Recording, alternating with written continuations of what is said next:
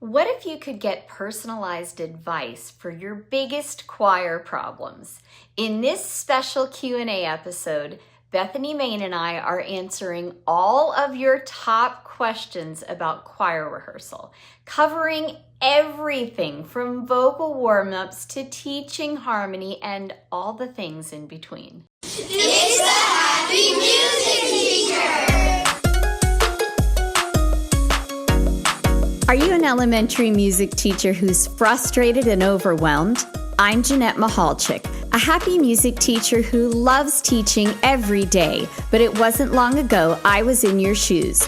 Join me Wednesdays to help you find happy in your music classroom. I am here with Bethany Main and two special guests. And we decided that before our summit, which is coming up this weekend, we would answer all of your choir questions. And we have Erin Elliott with us. Hi, Erin. Hi. And we have Caitlin Traylor. Caitlin is driving, so we are not going to have her on camera because that would be not safe. Hey, Caitlin. And hello, Bethany. Hello. Good to see you. Nice to see you guys too. So we just really felt like we wanted to know all the choir challenges that people are having, and we invited Erin and Caitlin on. And between Bethany and I, we are going to try and solve their choir problems today. So, Erin, do you want to go first? Yeah. So our second through fifth graders are working on a musical, and there's a lot more part singing than in previous years. And my students are really good with partner songs and rounds and singing in harmony like that. But when it comes to like homophonic, two-part or three-part harmony, my kids are really struggling to really sustain those harmonies. So any tips? I have some tips on my sleeve, but they're not working so much for the younger kids. So I'm going to start, and then I'm sure Bethany will have other tips. I find that first of all, you're not alone. That type of harmony is for sure the most challenging. And honestly,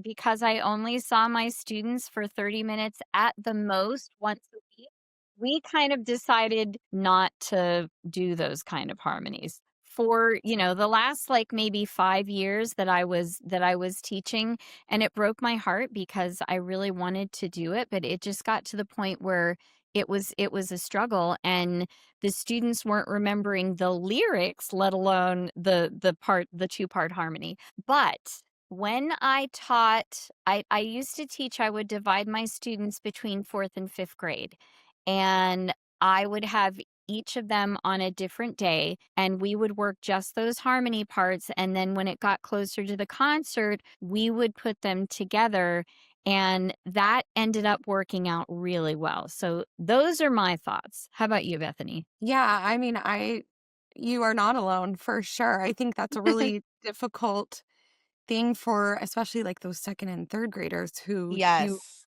haven't been able to do like partner songs and canons with maybe as much to kind of build that harmony muscle. And I think, as much as you feel comfortable kind of adjusting the score to their needs, if there's a time when the music wants them to leap up and you can find a way for them to split from a unison pitch, or any way that you can kind of adjust the part writing. I think as a composer, I would say I would rather you make it work for you and still use it than like stick with something that's not working. So don't be afraid to kind of tweak for their needs. And then I think also what Jeanette said, I would echo, like, how much sectional work can you do? What Not much. can you, not much. Mm-mm. Practice tracks. Do you have the ability to send home practice tracks? I'll have to make them. Yeah, which I know is like such a huge time thing, and that we struggle with that with my youth chorus because we meet once a week, and so it's like you have practicing at home. So I think making those practice tracks is huge, and then just any kinesthetic movement you can add to help them remember, like Yeah. okay, my part holds this pitch, and so I'm gonna laser beam my sound every time. And obviously, you have choreography and things that you add later, but anything that they can feel, okay, my part goes like this, and so I'm gonna show. I call it like my pitch meter. I'm gonna show that. Um, just getting their bodies involved in it so that they remember kind of where the line's going if it's not where they want it to go. Yeah, I For love sure. that. That's really a great tip as well. And I used to do that as well with the kinesthetic movement. And then while Bethany was talking about adjusting the score, I have actually done before where it's not written in the music, but if they're singing it on a certain pitch and I can't get them to stop singing it on that pitch, you know what? That's what we're going with because it's more important for them to be happy and excited about what you're doing than it is to make sure it's perfect. Now, if you're going to do, some sort of a competition or a festival or something like that, and in that case, I definitely recommend if you can to work with your 5th graders, but if you're working with 2nd and 3rd graders, I say do what works. Yeah. Mhm. Absolutely. Any Anything else, thoughts? Aaron? Well, I Sorry. was gonna say, yeah, do you have any thoughts based on that? Things that might work going forward? Yeah, so right now I have the voice parts not split out by ability, but by where they are on stage. So the Mm. hope is that they are by people who are singing the same part, but we just started rehearsals last week, so everything is still really new, and the music is new. They don't, have prior knowledge of the music, so um, there's just a lot of apprehension because it's all new to them. But I do have them separated by where they're going to be on stage, so they're not. Hopefully, they're hearing people that are singing their same parts and not being overburdened by other people singing other things. A couple things on that because I think that is super smart. You can't like high school choirs don't mix on stage Mm-mm. for every piece. Um, so I wonder too if you have like some upper, even some high school volunteers or extra staff who could be a ringer and plant them in those spots for the next few weeks to just loudly sing the correct part behind that Yeah. group. Or we do circle sectionals a lot with some of our middle and high school groups where it's like, okay, circle up so that you can all hear each other. And again, having one kind of leader or staff member, and we're plunking out the parts for everybody, but they're only hearing I like that their. idea. So everybody's rehearsing it at the same time. We can't necessarily go to 4 different locations, but they're kind of turned into this is our section and this is what I'm focusing on, if that makes sense. Yes, I love that idea. Yeah, So that's hopefully that's some really helpful cool. things. That's a Yes, tough bite. it And is. then the other thing is, I found when I was teaching parts, sometimes you would find somebody who had posted the parts on YouTube. So it's not a Yes, bad yeah. idea to, just search on YouTube and see if somebody's already done the work for you because that's a lot of work. Yeah. The musical was just released in April, so there's really not a lot of options out there online yet. So you will be the first, you lucky There dog. you go. I'll be the one. Yeah, there you go. So Anything else we can help you with today, Erin? Helping some of my boys, some of my 5th graders, their voices, oof, they're struggling. They're trying so hard, but you can tell their voices are changing, and just how to help them through that process. I'm gonna leave this one up to Bethany because I rarely had a student whose voice was changing, so I've got nothing. yeah, I feel like it is happening more and more in the last few years of my teaching than really in the first Mhm. 4. Um, so honestly, my thing with, I mean, I guess probably the last 3 years, I've had some boys in my choir whose voices are changing. I would say any one-on-one time you can give them, which I know our time is so limited, but any one-on-one time to just help them kind of learn about like just a relaxed vocal mechanism, talking about like the crack, embrace the crack is what we call it. like, it's a good thing. It means the tension is releasing, and it happens to everybody. And I think you can create awareness too. I mean, your girls are probably going through a voice change. Mhm. It's not as hard, socially, I think, because we don't really notice in a speaking voice when a girl is going through a vocal change. But just like normalizing that within the group, like, hey, we're all going to go through this and our ranges are going to change. And um, I don't know, just opening that conversation. Cause I think when the voice starts to change and they start to feel uncomfortable, and especially if they're one of like 3 or 4 boys going through it, it's very like, I'm different. Everyone's going to look at me. And so just having time to have those conversations with them about it being totally normal, like normalize it within your whole group. And then also any one-on-one work you can do to help them kind of explore their ranges as it drops. Lots of meeting them on the pitch that they can comfortably sing Yes. and helping them, you know, safely go up. Um, but just, I think it's just comfortability, honestly. I don't know if that helps give you It me any does, yeah. Just advice. embrace the crack. I like Yeah, it. it's the crack for sure. And I think just like any I think of this video that we watched in high school 100 times. It's like the worst tenor voice crack ever. You can find it on YouTube and it's horrendous. I mean, his voice cracks for like 4 or 5 seconds. And we thought that was so funny, but just showing them like it happens to everybody.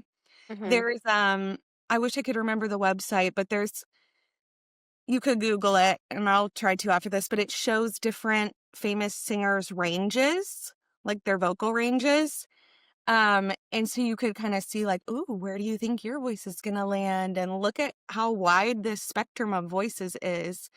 And like, you're just at the very beginning of this. Let's explore. And not letting them like settle into I'm a bass and I'm gonna sing in this lower or whatever, if that makes sense. Yes. I love the idea of showing them different voices and showing the cracks that people are doing it. Mhm. We can link in the show notes to some of those videos so that if people want to show them to their choir, because you never know. I mean, maybe you don't have anybody right now, but in January, you may have 2 or 3 boys who are starting through. And I know my younger son, oh my, he went through 2 major voice changes. And the first one, he would be like, No. I didn't have any brothers. And I was like hysterical. And he was like, Mom, stop. That's not nice. And I'd be like, I know, but I can't help it. And yeah, just like embracing it, celebrating it. And I think, um, teaching kind of that culture around like, we're not laughing at someone's voice. We're all gonna like experience together and be like, yay, your voice cracked. That means your tension's released. Hey, or I have a friend who gives out Jolly Ranchers. She calls it crack candy, which I'm like, I don't think I would call it that. But like anything to celebrate. And then I think one of the other things I was gonna say too is, um, in that, if you can get any one-on-one time or small group time, coaching them through like, if this feels uncomfortable, then this is when you rely on your teammates. You have a whole team here, and if Mhm. you're mouthing this part because it feels uncomfortable, we'll never know. Like give them permission to kind of bow in and out, um, so that they don't feel like I have to sing everything down the octave, and that's where they tend to lie. So then coaching them like sing it up in your falsetto and that gentle, comfortable range as much as you can. And then when you have to drop Mhm. out, you drop out. And just like giving them that permission too, I think is good. That's awesome. Love Thank that. you. Yeah. I want to come Anything see else? your, Sorry. well, I was just gonna say, I want to come see your musical. I want to hear all these It's beautiful, gonna be fun. You'll have sorry. to send this video. Somebody's barking. Anything else we can help you with, Erin? I think those are my 2 big things right now. Awesome. Well, thank you so much for coming on and being a guest star on Yes. our podcast episode. Hi. Hi. How are you? Good. Good. What can we do for you? So before I even get my kids singing, I feel so lost when it comes to just warming them up and getting prepared. I don't remember anything from choir when I was young, and our training in school was minimal. So I feel so lost and overwhelmed when I'm like, okay, I need to warm them up. What do I do? And then I'm like, I don't know. And then I just feel like when I do stuff to warm them up, it really isn't necessarily the most beneficial or it's not helpful to what we're trying to sing.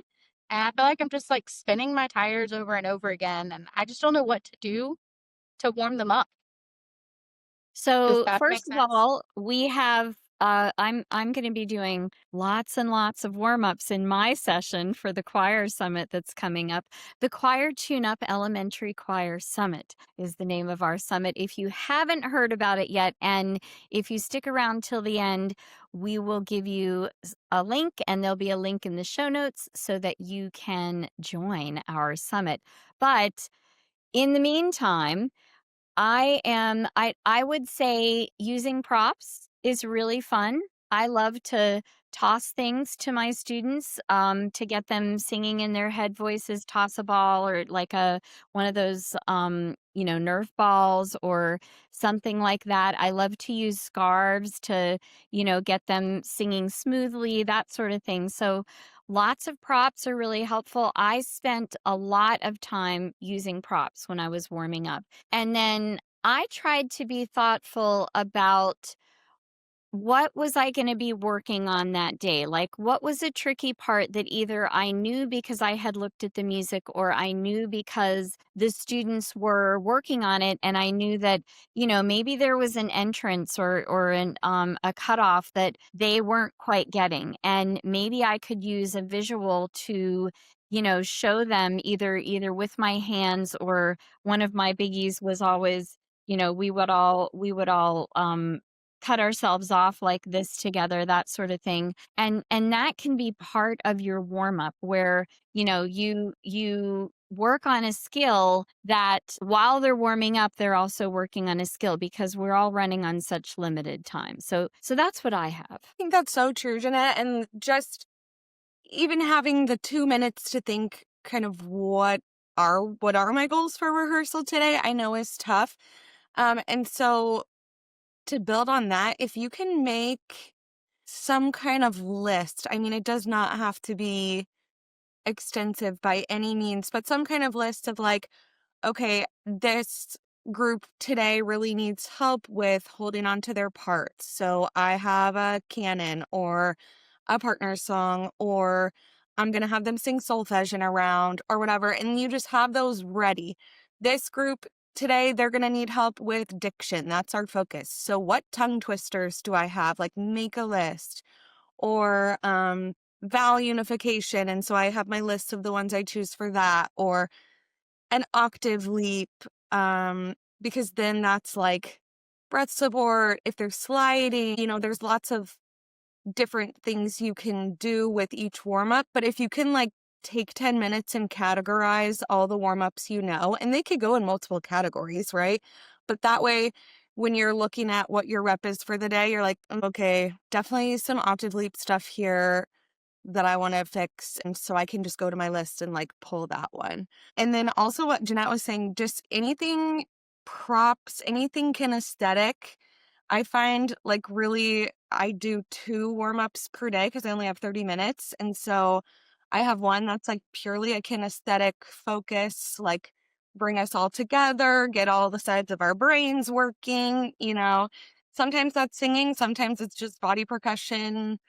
Um, but then at least one that kind of has a specific focus. And don't be afraid to, like I said, just have that list and then kind of pull from that through the year. And Jeanette has some amazing ones in her session that are going to be fabulous. And I know a lot of our other presenters are also sharing some good, just like tried and true, fun, breaking them out on a rainy day when you don't know what else to do, warm ups. And then I also think give yourself permission to experiment, take a bubble gum, that kind of thing and put it to a melody or, it doesn't have to be nobody's in there watching you, right? So it doesn't have to be like a traditional warm-up that all the really amazing choral directors do. It can be whatever, it could be like you're gonna take the phrase that you're gonna be working on, and you're gonna just work that in the warm-up, you know? So, it doesn't have to be something official is I guess what I'm trying to say. And then the other thing is I know Music Play Online. I don't know if you have that, Caitlin, but Music Play Online has a bunch of great warm-ups. And if if you're able to grab some of those, or, I used to have books that were just choral warm-ups, like choral warm-ups for elementary, and I will try to link to some of those in the show notes as well, so that because that was always a struggle for me too, especially when I was a new choir director, because I was always like, I don't know how to warm them up. I have no idea what to do, you know? And yeah, I think to both of those points, Jeanette, anything can be a warm up as long as there's a goal, right? And if it truly is just the line that they're struggling with, matching pitch or holding on to their part, and you just change it to an ah or an ooh or a da da da or whatever, and take it up a half step each time, but it's that line that they're really struggling with, and then you're getting kind of that additional practice. Um, and then like Music Play Online has so many great warm-ups, but they also just have songs, short, simple songs that we're using in our music classrooms every day that could totally be tailored to, fit your needs. And then also don't be afraid to repeat. Just if Yeah. something's working, just keep using it. And that's okay too. I had my tried Repetition. and true. I had my tried and true that we used most times because, you don't have a lot of time. So it's definitely okay. I'm glad you said that, Bethany, because it's definitely okay to repeat. You can do the same one all year long, And then as long as it has a ask the goal. kids too. Like at the end of the year when I'm like, y'all, I don't even know. Like you're here and we're gonna do this. I'm like, what are your favorite warm-ups? What have we not done in a while? Like let them choose some faves. Sounds like fun. I'm almost scared to see what they would say. It's funny because their favorites are never my favorites. I'm like, oh, you loved that, like Rollo Dilworth or like whoever. I had one, I can't remember who it was from, some like college choral director, and they were like, let's do the ooh ee with the thing. I'm like, okay, let's do it. But speaking of Rollo Dilworth, he does have a book. It's called Quick Starts for Young Choirs, I think, and his is all warm-ups, and he was an elementary music teacher before he started composing and you know living his best amazing life. So that's a good one. And then I think Christy Carey Miller also has a book of warm-ups and starter things, which are good. We can link both for sure. Cool. Absolutely, that sounds great. So What many else? What places else to can look. we help you with? So I am an instrumentalist by trade. So when I come to looking at the music, I'm like, okay, cool. I don't know where to start because I never really learned how to analyze vocal music and how to teach. Okay, do I go beginning to end? And I feel like all I ever do is I start at the beginning, I just go to the end. But I don't feel like the kids are learning all the sections because I I don't know how to look at where to start.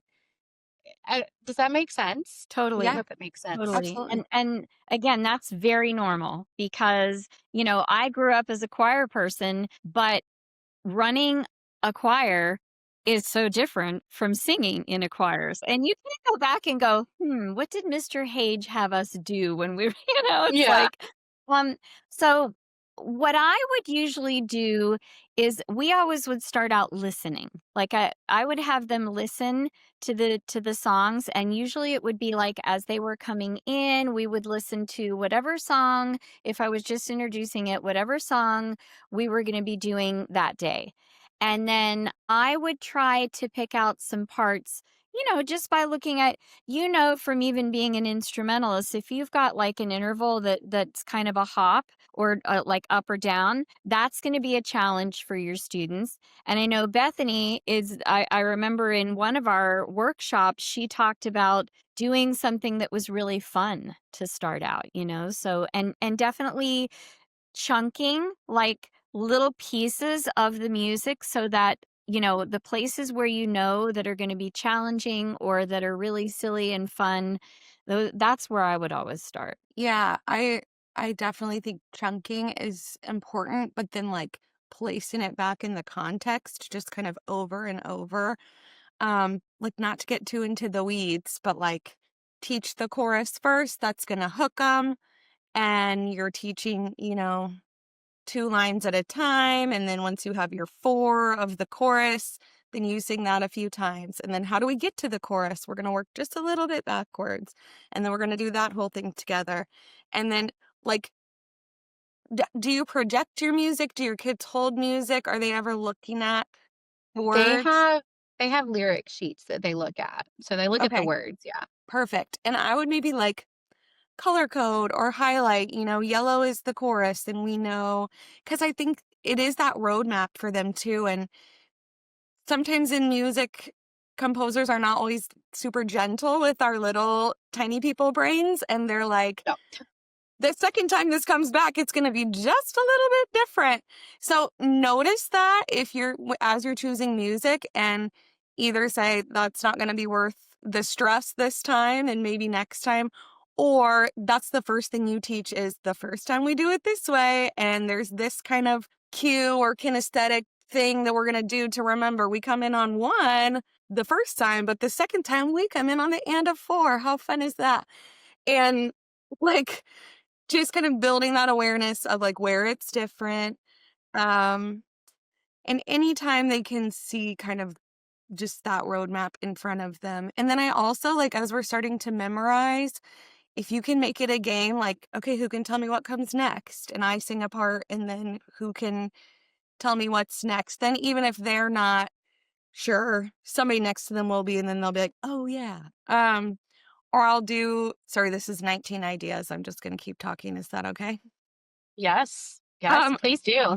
I like to play silent ball if they like, it's close to the concert, they're not quite memorized, but I don't just wanna, like, beat it into the ground and start at the beginning and sing a million times. I'll play it, and then they pass the ball, bounce pass, not like don't put your full chest in it. Um, and then I'll pause the song, and whoever has the ball has to answer a question like what's gonna be how loud are we singing right now? What's the dynamic level? What does this part of the text mean? Or what comes next? Or whatever. And so they're just like listening to the song over and over because you have to be silent when you're passing the ball. But they're not having to sing it over and over. So I found that can be a fun tool. And then if you're like Sounds like really, fun, it's a good time. And you can right? have like several games going, you don't need to have like 75 kids in one circle with the ball, but anytime you can just get them kind of actively listening, you know, engaging with it, but not just singing it over and over, I think is very helpful too. Thank you. I love all that. Yeah, I kinda wanna go I play could that go on for now. a while. Right? Yeah. What else, Caitlin? What else can we help you with, or do you have any thoughts based on what we've talked about? Wanna go play this silent ball game. Like, I'm ready for them to get to the point that we can go play like that sounds like so much fun. I've Yay, never I'm so tried fun. anything like that. I love that idea. The Thank the you. other thing that I'm really struggling with, and I feel like I'm having more trouble with it this year than I have in the past. And I don't know if it's just because it's the group of kids, but I'm having some kids that are really struggling to find their head voice. And I don't remember that being an issue with these kids in the past couple years during class. So I don't really know what to do because I don't want to take a whole lot of time to stop and be like, "Okay, we have to find our head voice again." Like that's not your head voice, but it's distracting and some of the other kids are like, "Wait, is that the right note? Like I don't understand. Like doesn't sound like I do." And they're getting very confused. So, what are some tricks to really kind of help these kids find their head voices, especially the older ones? Like with my little kids, I don't know, I feel like it's easier, but when they get older, I feel like I have a hard time getting them up into a head voice. Well, I know Jeanette and her props can help with this Net's one got for some. sure. Um, we do things like follow the bouncy ball, and I'll toss the ball, and they have to follow it with their voices. So as it's going up, ooh, and they have to follow it, the whole time. So we do things like that, or I'll toss the scarf, or I love to use like bubbles, and I'll blow the bubbles up, and they follow it with their finger, kind of thing, as it's going ooh, going down, that sort of thing. So anything they can visually see. I love to do the roller coaster ride where, we go up and down the roller coaster, and sometimes we go really slowly, and sometimes we go really fast down, and Mm. that sort of thing. And then they use their hand for the roller coaster. So those are some good things that I love to do. Just, I mean, to go back to your first question, like, have warm-ups that are really tailored to starting them out in that head voice. Anything that Jeanette just said, like, make that a warm-up, and that's just kind of standard operating procedure, or we're gonna find our head voice at the beginning rehearsal. Another thing that we've talked about before, Jeanette, that is like one of my tried and true is just let them do it aggressively wrong and aggressively over the top correct. Like, let them sing it like a gremlin from the depths, and then let them sing it like Mickey Mouse or whoever, like whatever, Mrs. Doubtfire or whatever silly voice, and let them understand how much control they have over where their voice goes. Because I think sometimes they don't really have that full awareness of like, oh, I'm in control of this and I can control that I'm gonna be like in the middle of this. And then also if it's a comfortability thing and they're like, well, I'm too cool to sing in my head voice now Yes. because I'm a fifth grader, letting them be extra silly with it and then you dial it back and this doesn't feel as silly because they already went over the top. And so now we can find like a happy medium and we got the sillies out. Does that make sense? Absolutely. And I can think of some people right now that I'm definitely would target that on. Yeah, just like let them be their most ridiculous selves. You do it too. Model like this is so safe to do it wrong and right and all the ways in between and extremes. But this is how we're gonna do it here. And then you did say like you hate to waste time on it and keep calling it out. And I totally get that because you don't want to beat a dead horse. And you're also the kids that are singing in their head voice, I'm sure are like, we get it. But if you keep drawing attention to it, it will get less. It's kind of that like go slow to go fast. Those first few weeks, it's going to be a lot of, nope, that wasn't it. You know, you know what my standard is, and that wasn't it. And so we're gonna keep trying till we get it. You And know, then I think sometimes, like, if you don't talk about it and you just kind of go, ooh, and you just kind of like right in the middle of rehearsal, just, don't even talk about it. Just do something that you know is going to get them back in their head voices. Or I remembered what I was going to say when, sometimes we'll sing in our mousy voices and we'll sing in our really deep monster voices. And then we'll be proper English boys and girls, and that's how I get them to elongate their vowels. Is I'm like, we're going to be proper English boys and girls. So if anything you can do to like get them lifting that soft palate and get them up into their and I'll actually sometimes will as they're singing, I have them like tapping on their heads, and I don't um, always explain that we're going into head voice, but I want them or I'll be like, you know, just we're gonna explode it right out of the tops of our heads, yeah. that sort of thing. Well, I think, Jeanette, like all these things, it's truly just trial and error. And you do have to say it 9,000 different ways because everybody feels it physically different. Some people are going to feel, ooh, and then it's going to go here. Some people are going to feel it if you talk about doing it here. Some people are going to be able to match a kinesthetic like this, but not every kid is it going to click, And so if you just do 9,000 different things, you're going to hit them eventually, right? So just trying stuff. And to your point too, Jeanette, about just woo, sirens, make that your quiet signal. Like I'll stand at the front of the room and just woo, and then they echo that back, and that's our cue to move on. Or anytime you can just get them to pop up, like make it woo ball instead of silent ball. And when the ball, like Jeanette said, with her bouncy balls is in the air, we woo, woo, woo. And just that over and over, that muscle memory, I feel like can really help. Does That's that help? great. Yes. Yes. I acquired today and I kind of want to back up time and go and do it again, but use the Well, stuff that we just talked about. 'Cause hey, I'm we always excited. get another chance, right? That's one of the best things Exactly. about teaching is Yeah. tomorrow's another day. You can do it again. And especially as a music teacher, we just repeat, repeat, repeat. So that was always one of my favorite things. By Friday, man, I had everything just exactly the way I wanted it. Don't you love it? And then you feel a little bit for those first day of the rotation kids. You're like, man, that wasn't my best showing, but next Yeah. time, I'll get you next time. Yep. Yeah.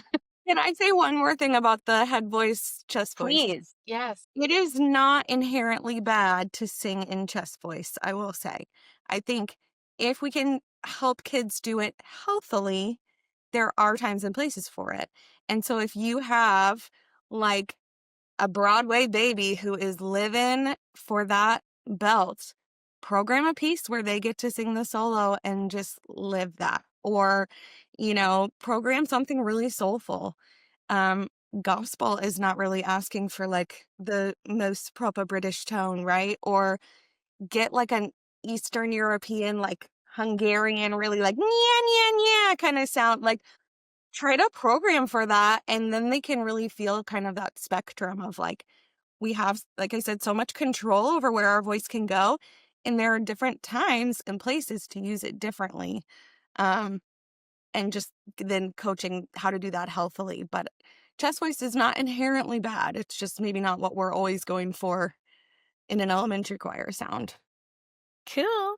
Just Anything one else? Those are my biggest problems right now. Awesome. So, Well, thank yeah. you so much for coming and Thank joining us. We you. really It was appreciate it. awesome. I nice to loved meet it. you, Thank you. Caitlin. Nice to meet you too, Bethany. I posted in Facebook and I have all these challenges and I'm gonna we're just gonna do like a super fast speed round. Well, there were two that I wrote down that I really want to address in my presentation. The one was chorus brings out the crazy. And they think because it's after school, it's a party. And so I was really going to focus on those and like actually put those quotes in my presentation. So if we can Awesome.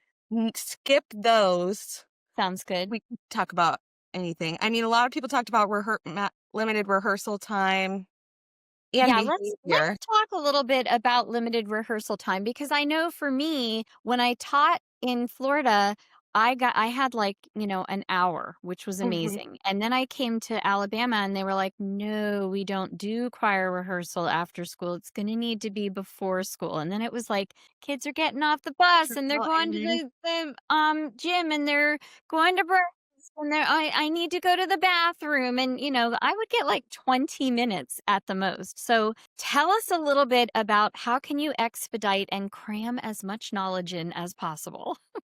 well, I mean, I guess I would put it back to you. Like, what did you do in that situation in Florida? Did you have kind of a procedure in place for you need to be in the room at this time? Or, how did you kind of enforce that? Because that's a really tough setup.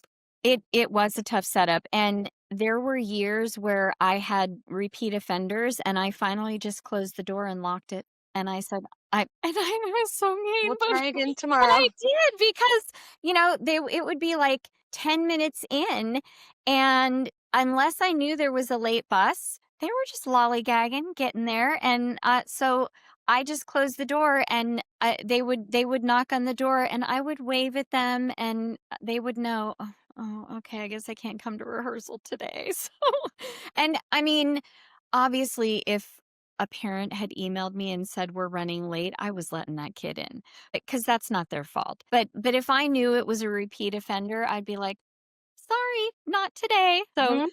so that was one thing, and then I just got to the point where I was really prepared. Like everything, I had what I was going to do written on the board, and I would have my warm up ready and all the things. And, I would move really fast. There was no time for talking. There was no time for questions. And it was the weirdest thing in choir. They were like kindergarten. Like, one kid would ask a question and then 8 other kids, and I'd be like, "You people are 5th graders. We don't need to be asking all these questions. When are we supposed to wear to the concert?"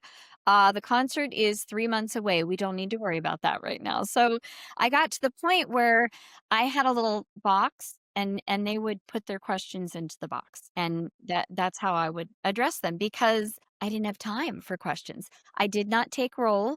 I did where the kids had folders, and I would have somebody come in and arrange all the folders. And if there was a folder missing, I would collect it after about 10 minutes. And I knew that kid wasn't there. So I just got to be really organized with things, so that, and every year I'd be like, okay, what can I do to make it faster? What can I do to make it faster? Like we talked about before, I did a lot of experimenting, with all things choir, but that was definitely something. I am not an organized person by trade, so it was hard for me, but I managed to get through it. I think that is such a struggle with the time, is the organization and the systems. Like, that is it for me, is what can I have in place to take any guesswork, any lag, any like having to go find the music. I mean, when you have 20 minutes and 75 kids who are captive or semi-captive, like, you have to go. And there just can't be any lag. And I think having those systems for taking roll, like, I have my students, I appoint a leader for each section and each, their classroom teacher, and then they pass the roll sheet around. And knowing myself enough to know, like, if I have a student who's struggling with behavior, who's being late multiple times, I have to go mark that sheet as soon as they leave, because my day is about to start, if it's before, or I'm about to go home. And that way, then I can look back at it later. Just kind of having those systems in place for yourself, I think, are huge, because, and like, anybody who's heard me talk before is like, we get it, but Google Slides or PowerPoint or Canva or whatever it is for you, but project it, have it all in one place before rehearsal, because you can't waste that precious time trying to find this and pull up this music, and you got to have it. I mean, my husband would laugh at me when I would open my computer in front of him, because it would be 90,000 tabs. But I'm like, this is my whole school day. Like, this is kindergarten. This is the video that I need later for kindergarten. This is this and this and this, and same for choir, and then you just click throughout the day, because we don't have time to be searching for stuff. And that's when behaviors creep out too, is any downtime. It just, you can't give them an inch or they'll take it. Keep it going, going, going, and don't talk. Mhm. Everything you do, because we had a lot of people talk about behavior, and I know you're gonna be talking about that part of that in your session. So we're not going to go too much into that, because we want everybody to come and see the choir summit. But one of the things that I think is really important is keeping it going, and instead of talking about something, demonstrate it in a way that, like, in a kinesthetic way, in a movement way, in a prop way, however you can do it, so that it's fun and silly, and they just enjoy it, because the minute you start talking about it, they are done. They are lost. Mhm. So that Mhm. would be my biggest takeaway as far as behavior management, is keep it moving and be prepared. I think that is like a perfect summary. Keep it moving and be prepared. Amen. We're gonna write that down. Isn't Well, that the name of my presentation? Just kidding. or mine. So I think that we have talked and talked, and my gosh, I think we could spend another 2 hours here. We had so many amazing questions, and I think that between the two of us, we're going to answer a lot more of those. So you And must. Yes. between all our expert Oh, presenters, I think no stone will be left unturned. I mean, I agree. I'm really excited to hear from John Jacobson. And when I think about some of like Anola and Jody and some of their middle school choir hacks, I mean, that I'm like chomping at the bit to hear what they have to say. So people are not going to want to miss this. No, for sure not. It is going to be an amazing adventure. We are so excited for everybody that's presenting, because we have, what did you say before, your total wish list of all of the people you like to learn from. Absolutely. And I am hoping too, and we haven't talked about this, but I hope this is just the first annual. I think that's really Yes, all we need. for sure. This is definitely the first annual. So, how do you get there? First of all, it's called the Choir Tune-Up Elementary Choir Summit. Oh, We good. have 11 presenters, including John Jacobson. We have so many amazing experts. John is going to be doing our keynote on Friday night. It is, if you are listening to this podcast episode live, it is this Friday, the 19th. He's going to be doing our keynote inside the Happy Music Teacher Academy. We have a kickoff party as well. And then Saturday and Sunday are pre-recorded sessions, 48 hours access for the pre-recorded sessions. And then John has a special presentation, live presentation on Saturday. And Ryan Main, Bethany may know him in some way, shape, or form. Ryan Main, that's her husband, from Endeavor Music Publishing, is going to be doing a reading session. And then Bethany and I, we're going to be doing a live co-working session. We are going to plan your concert together. So, I mean, so much value for just $27, 48 hours of access. And the way you get there is go to thehappymusicteacher.com/choir summit. Thehappymusicteacher.com/choir summit, and get your ticket today so you do not miss 1 minute of this summit. It is going to be amazing. We'll see you there. Yes. Bethany, thank you so much for coming and helping me out. Thanks for having me. It's always fun to chat with you. I think we could talk choir for days. I think we could. I think we could. This podcast is a proud member of the Teach Better Podcast Network. Better today, better tomorrow, and the podcast to get you there. Explore more podcasts at www.teachbetterpodcastnetwork.com. Well, that's all I have for you today. But before I go, I want to remind you, keep learning, keep growing, and keep being fabulous you.